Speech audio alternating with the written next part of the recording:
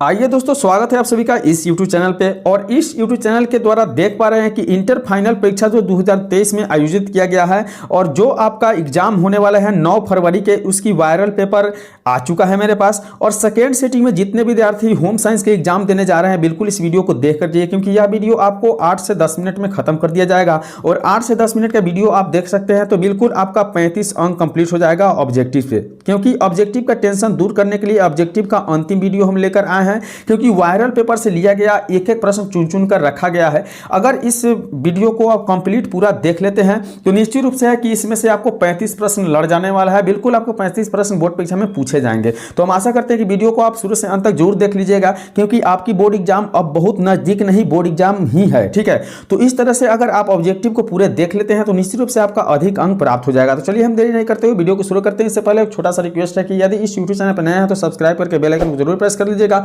ताकि इसी प्रकार के वीडियो आपको आगे भी देखने के लिए मिलते रहे। तो चलिए हम वीडियो को शुरू करते हैं, देखते हैं कि आज के वीडियो का पहला प्रश्न क्या है। ठीक है, तो आप लोग जैसे देख पा रहे हैं कि दिया हुआ है पहला प्रश्न कि निम्न में से कौन गर्भ अवस्था की कठिनाई है। देखिए, हम बोले हैं कि चुन चुन कर रखा हुआ प्रश्न है, और यह जो प्रश्न आप देख रहे हैं बिल्कुल मॉडल पेपर का ही प्रश्न है। मॉडल पेपर नहीं बनाकर हम प्रश्न को चुन चुन कर एक एक करके बनाए हैं, ताकि आप लोगों का कम समय में वीडियो कंप्लीट हो जाए और आपका बोर्ड एग्जाम में अच्छा अंक प्राप्त भी हो जाए। तो निम्न में से कौन गर्भ अवस्था की कठिनाई होता है, तो याद करके रखिएगा कि इनमें से सभी जो होते हैं गर्भ अवस्था के क्या होते हैं, गर्भावस्था के कठिनाई होते हैं, जैसे गर्भपात, अपरिपक्व जन्म और गर्भकालीन विषाक्तता। ठीक है, चलिए अब हम देख लेते हैं अगली प्रश्न। दिया हुआ है कि निम्न में से कौन सा मास्टर ग्रंथि होता है। निम्न में कौन जो है आपको मास्टर ग्रंथि है, यह आपको ऑप्शन में देखना है क्या है। तो याद करके रखिए कि ऑप्शन ए जो बिल्कुल सही है, पिट्यूटरी जो होता है एक मास्टर ग्रंथि होता है हमारे शरीर का। ठीक है, चलिए बढ़ते हैं अगली प्रश्न की ओर। दिया हुआ है कि बच्चे को पूरक आहार कितने माह के बाद देने चाहिए। देखिए, होम साइंस बहुत यूजफुल विषय होता है, क्योंकि खासकर लड़कियां के लिए, क्योंकि इन लोगों को घर चलाना होता है। ठीक है,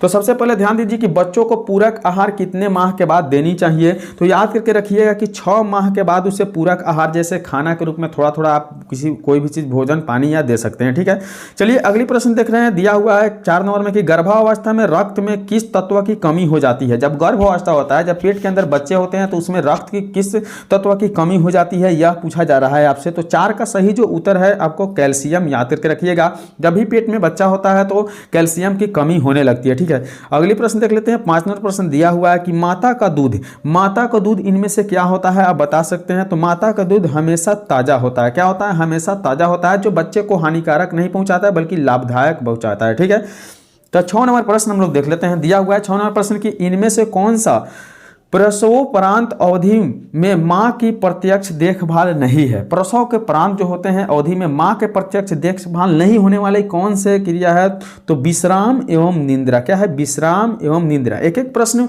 इंपॉर्टेंट है, बिल्कुल यही प्रश्न आने वाला है। मैं 100% नहीं 110% गारंटी के साथ कह रहा हूं, लेकिन आप इस वीडियो को स्किप नहीं करिएगा, टोटल वीडियो को पूरा अंत तक देख कर जाइएगा, कहीं से आपको कोई प्रॉब्लम नहीं होगा होम साइंस में। ठीक है, 7वां नंबर प्रश्न दिया हुआ है कि कौन सा तत्व विकास को प्रभावित नहीं करता है। कौन से तत्व जो है विकास को प्रभावित नहीं करता है, याद करके रखिएगा। धन जो होता है विकास को प्रभावित नहीं करता है। अगली प्रश्न देख लीजिए। 8 नंबर प्रश्न दिया हुआ है कि निम्न में से कौन सा क्रियात्मक विकास नहीं है। कौन से जो है क्रियात्मक विकास नहीं है, याद करके रखिएगा कि ऑप्शन बी बिल्कुल सही उत्तर है। बोलना जो होता है क्रियात्मक विकास नहीं होता है। अगली प्रश्न हम लोग देख लेते हैं। 9 नंबर प्रश्न दिया हुआ है कि थायराइड ग्रंथि से निकलने वाला हार्मोन कहलाता है। थायराइड ग्रंथि से निकलने वाला हार्मोन क्या कहलाता है, याद करके रखिएगा कि यह जो है थायरॉक्सिन। क्या कहलाता है, थायरॉक्सिन हार्मोन कहलाता है। अगली प्रश्न हम लोग देख लेते हैं। दिया हुआ है 10 नंबर प्रश्न की रोग निरोधी क्षमता कितने प्रकार के होते हैं। रोग निरोधी जो क्षमता होते हैं कितने प्रकार के होते हैं, याद करके रखिएगा कि ऑप्शन ए अर्थात 2 प्रकार के जो होते हैं रोग निरोधी क्षमता होते हैं। 11 नंबर प्रश्न की ओर बढ़ते हैं, वीडियो को अंत तक कंप्लीट देखिएगा। दिया हुआ है कि अंतःस्रावी प्रणाली से संबंधित आजकल का सबसे आम रोग क्या है। अंतःस्रावी प्रणाली से संबंधित आजकल का सबसे आम रोग क्या है, याद करके रखिए कि ऑप्शन ये बिल्कुल सही है, मधुमेह होता है। बिल्कुल इंपॉर्टेंट प्रश्न है, और आगे जो प्रश्न देखिएगा वो 100% नहीं 200% पूछे जाएंगे आपके बोर्ड परीक्षा में। ठीक है, इसलिए कह रहे कि स्किप नहीं करना है। दिया हुआ है 22 नंबर में कि जल प्रदूषण के कारणों को के लिए मुख्य रूप से निम्नलिखित में से कौन से जिम्मेदार है। जल प्रदूषण के कारणों के लिए मुख्य रूप से निम्नलिखित में कौन जिम्मेदार होता है, तो याद करके रखिए कि आपका तेल रिफाइनरी लाइब्रेरी और कागज कारखाना जिम्मेवार होता है। इसलिए ऑप्शन बिल्कुल डी सही हो जाएगा, बी और सी। ठीक है, अगली प्रश्न देख लेते हैं। दिया हुआ है कि डीटीपी का पहला टीका कब लगता है। डीटीपी का पहला टीका कब लगाया जाता है, तो याद करके रखिएगा कि 1 मास पर, मतलब 1 महीना पर डीटीपी का टीका बच्चे को लगाया जाता है। अगली प्रश्न दिया हुआ है कि संक्रामक रोग से तात्पर्य है। संक्रामक रोग से तात्पर्य क्या होता है, याद करके रख लीजिएगा कि इसकी जो सही उत्तर है व्यक्ति से दूर दूसरे व्यक्ति को लगना, मतलब एक व्यक्ति से दूसरे व्यक्ति को लगना, यही संक्रामक बीमारी का तात्पर्य होता है। दिया हुआ है 15वां प्रश्न की विकास क्या है, विकासात्मक मनोविज्ञान लाभदायक है। तो विकासात्मक मनोविज्ञान लाभदायक जो होते हैं, ऑप्शन डी बिल्कुल सही है। इनमें से सभी के लिए, जैसे कि बच्चों के लिए, अभिभावकों के लिए और शिक्षकों के लिए। चलिए अगली प्रश्न देख लेते हैं। दिया हुआ है कि स्वच्छता के किस कार्य के लिए जल की अधिकतम आवश्यकता होती है। तो स्वच्छता के किस कार्य के लिए जल की अधिकतम आवश्यकता होती है, याद करके रख लीजिएगा कि इसकी जो सही उत्तर हो जाएगा ऑप्शन बी, अर्थात कपड़ों की धुलाई के लिए। किसे, तो कपड़ों की धुलाई के लिए। अगली प्रश्न दिया हुआ है कि भारतीय शिशु की औसत जन्म ऊंचाई क्या है। भारतीय शिशु का जो औसत जन्म ऊंचाई होता है वह कितना होता है, याद करके रख लीजिएगा कि 50 सेंटीमीटर का जन्म लेते हैं। ठीक है, अगली प्रश्न दिया हुआ है कि सांकेतिक भाषा का प्रयोग होता है। सांकेतिक भाषा का प्रयोग इनमें से कौन करते हैं, तो याद करके रखिए कि गूंगे और बहरे जो होते हैं बच्चे सांकेतिक भाषा का प्रयोग करते हैं। अगली प्रश्न देख लेते हैं। 19वां प्रश्न दिया हुआ है कि दुखद संवेद का उदाहरण है। दुखद संवेद का उदाहरण क्या है, याद कर रखिएगा ऑप्शन 19 का सी बिल्कुल सही है, क्रोध होता है। क्रोध एक दुखद संवेद का उदाहरण है। अगली प्रश्न हम लोग देख लेते हैं। दिया हुआ है कि कृत्रिम लुप्त अंग वाले बच्चे की विशेष आवश्यकता कौन सी है। तो कृत्रिम लुप्त अंग वाले बच्चों की विशेष आवश्यकता कौन सी है, याद करके रखना है, ऑप्शन डी बिल्कुल सही है। इनमें से सभी होता है, जैसे प्राकृतिक चिकित्सा, शारीरिक आवश्यकताएं एवं शैक्षणिक आवश्यकताएं। ठीक है, अगली प्रश्न हम देख लेते हैं। दिया हुआ है 21वां प्रश्न की बच्चों में असमर्थता हो सकती है। बच्चों में असमर्थता कब होती है, तो याद करके रखिएगा जन्म के समय जो होते हैं बच्चों में असमर्थता देखा जा सकता है। ठीक है, अगली प्रश्न देख लेते हैं। 22वां प्रश्न दिया हुआ है कि सुखद संवेद का उदाहरण है। सुखद संवेद का उदाहरण क्या है, याद करके रखिएगा कि इसकी बिल्कुल सही उत्तर है ऑप्शन बी स्नेह। बिल्कुल आप लोग निश्चित रूप से 1 से 40 प्रश्न देख कर ही जाइए, क्योंकि बहुत इंपॉर्टेंट प्रश्न लेकर आए हैं इस वीडियो में। वीडियो को स्किप नहीं करना है, चैनल पर नया है तो सब्सक्राइब जरूर कर लीजिएगा। दिया हुआ है कि ICDS की स्थापना किस सन में हुई।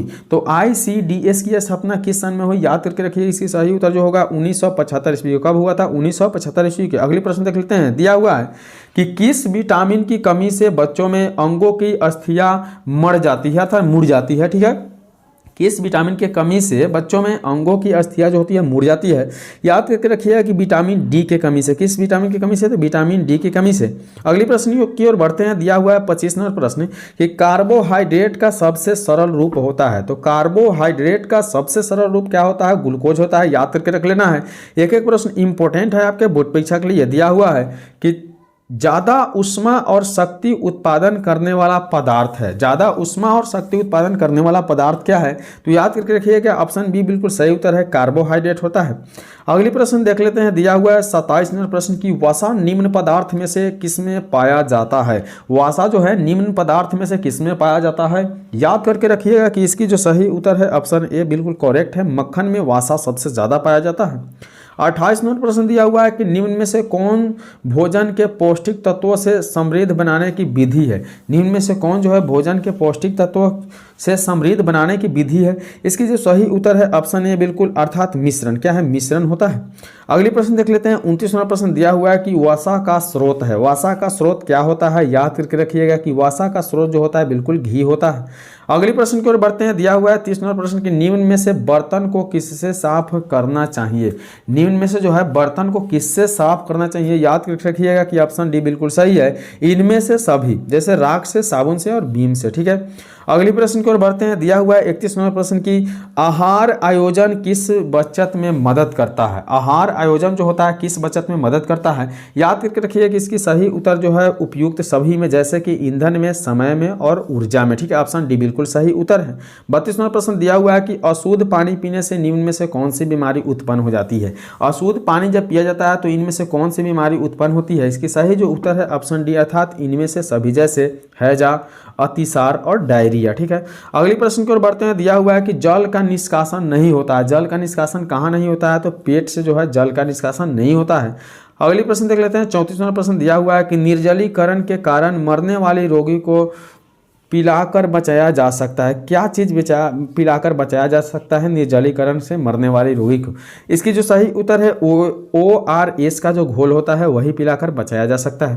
35वां प्रश्न दिया हुआ है कि ध्वनि प्रदूषण के कारण हो सकता है। ध्वनि प्रदूषण के कारण क्या हो सकता है, याद करके रखिएगा कि 35वां प्रश्न का सही उत्तर है उपयुक्त में से सभी, जैसे कि उच्च रक्तचाप, बहरापन, निद्रा में बाधा। ठीक है, अगली प्रश्न देख लेते हैं। दिया हुआ 36वां प्रश्न की जल के शुद्धिकरण का तरीका होता है।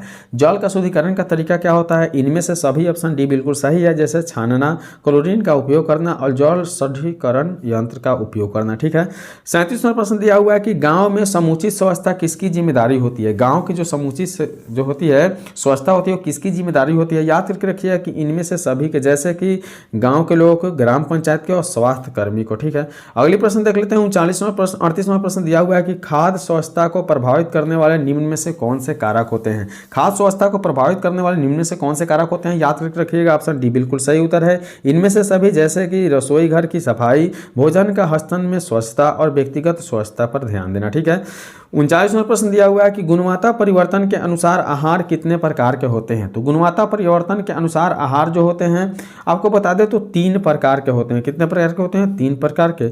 अगली प्रश्न देख लेते हैं। 40वां प्रश्न दिया हुआ है कि निम्न में से किस बर्तन में खाद्य पदार्थों को अधिक समय तक रखने पर विषाक्त उत्पन्न हो जाती है। निम्न में से जो होता है किस बर्तन में खाद्य पदार्थों को अधिक देर तक रखने पर क्या होता है, विषाक्त उत्पन्न हो जाती है। इसकी जो सही उत्तर है ऑप्शन बी बिल्कुल करेक्ट है, तांबा में। ठीक है, चलिए इसी के साथ हम 1 से 40 प्रश्न को कंप्लीट कर लिए, जिसमें से 35 प्रश्न आपके बोर्ड परीक्षा में निश्चित रूप से रहने वाला है। तो वीडियो देखने के लिए धन्यवाद। इसी तरह के और वीडियो देखने के लिए और अपने आगे की पढ़ाई के लिए इस YouTube चैनल को सब्सक्राइब कर लीजिए। चलिए मिलते हैं अगले वीडियो में, तब तक के लिए बाय।